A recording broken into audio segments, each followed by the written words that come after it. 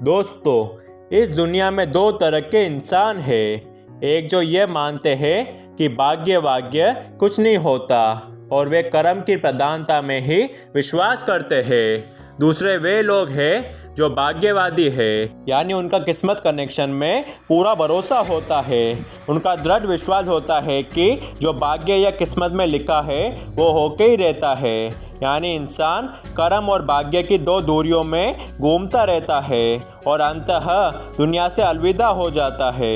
आज का युवा भी यही सोचता है कि बिना कुछ किए ही उसे वह सब कुछ मिल जाए जो वो चाहता है। इस विषय पर अक्सर बहस होती रही है कि आखिर कौन बड़ा है, भाग्य या कर्म। आज के इस वीडियो में ये छोटी सी कहानी आपको बताएगी कि भाग्य बड़ा है या कर्म। आइए जानते हैं इस वीडियो में। एक जंगल के दोनों ओर अलग अलग राजाओं का राज्य था और उसी जंगल में एक महात्मा रहते थे जिन्हें दोनों राजा अपना गुरु मानते थे। उसी जंगल के बीचों बीच एक नदी बहती थी। अक्सर उसी नदी को लेकर दोनों राज्यों के बीच झगड़े फसाद होते रहते थे।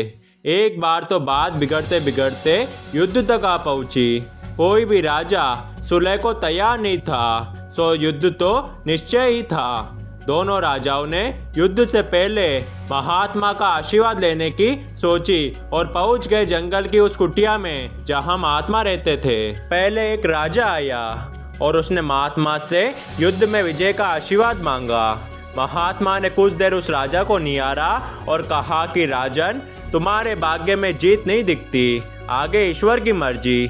यह सुनकर पहला राजा थोड़ा विचलित हो उठा। फिर उसने सोचा कि यदि हारना ही है तो पूरी ताकत से लड़ेंगे, परंतु यूं ही हार नहीं मानेंगे और अगर हार भी गए तो हार को भी औरों के लिए उदाहरण बना देंगे, परंतु आसानी से हार नहीं मानेंगे। यह निश्चय कर राजा वहां से चला गया।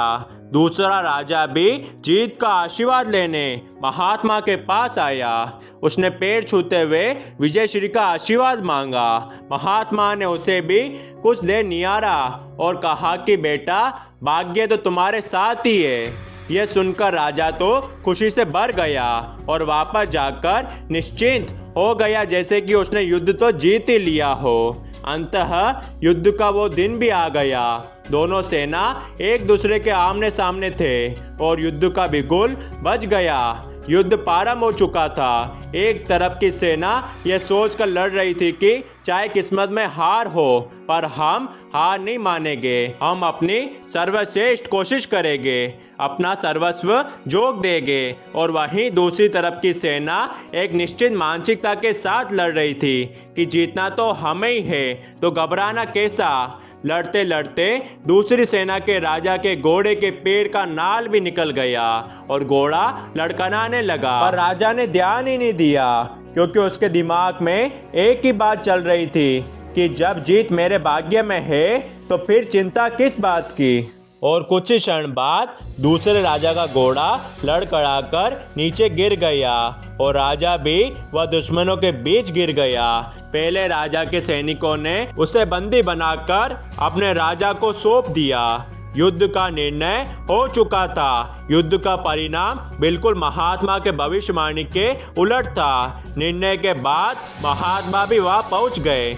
अब दोनों राजाओं को बड़ी जिज्ञासा थी कि आखिर भाग्य का लिखा बदल कैसे गया। दोनों राजाओं ने महात्मा से प्रश्न किया कि गुरुवर, आखिर ये कैसे संभव हुआ। महात्मा ने मुस्कुराते हुए उत्तर दिया, राजन, भाग्य नहीं बदला, वो बिल्कुल अपने जगह पर सही है, तुम लोग बदल गए हो। उन्होंने विजेता राजा की ओर इशारा करते हुए कहा कि अब आपको ही देखो राजन, आपने संभावित हार के बारे में सुनकर दिन रात एक कर दिया। सब कुछ भूलकर आप जबरदस्त तैयारी में जुट गए, यह सोचकर कि परिणाम चाहे जो भी हो पर मैं हार नहीं मानूंगा।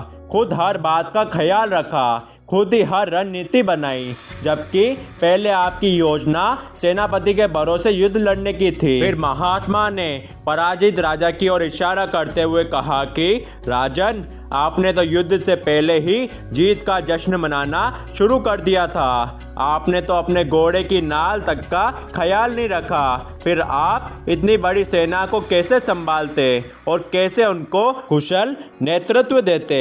और हुआ वही जो होना लिखा था। भाग्य नहीं बदला, पर जिनके भाग्य में जो लिखा था उन्होंने ही अपना व्यक्तित्व बदल लिया। फिर बेचारा भाग्य क्या करता। दोस्तों, हमें इस कहानी से ये सीख मिलती है कि भाग्य उस लोहे की तरह वहीं खींचा चला जाता है जहाँ कर्म का चुंबक हो। हम भाग्य के अधीन नहीं है, हम तो स्वयं भाग्य के निर्माता है। यह सत्य है कि भाग्य भी उन लोगों का साथ देता है जो कर्म करते हैं। किसी खुरदरे पत्थर को चिकना बनाने के लिए हमें उसे रोज घिसना पड़ेगा। ऐसा ही जिंदगी में समझे, हम जिस भी क्षेत्र में हो, स्तर पर हो, हम अपना कर्म करते रहे बिना फल की चिंता किए।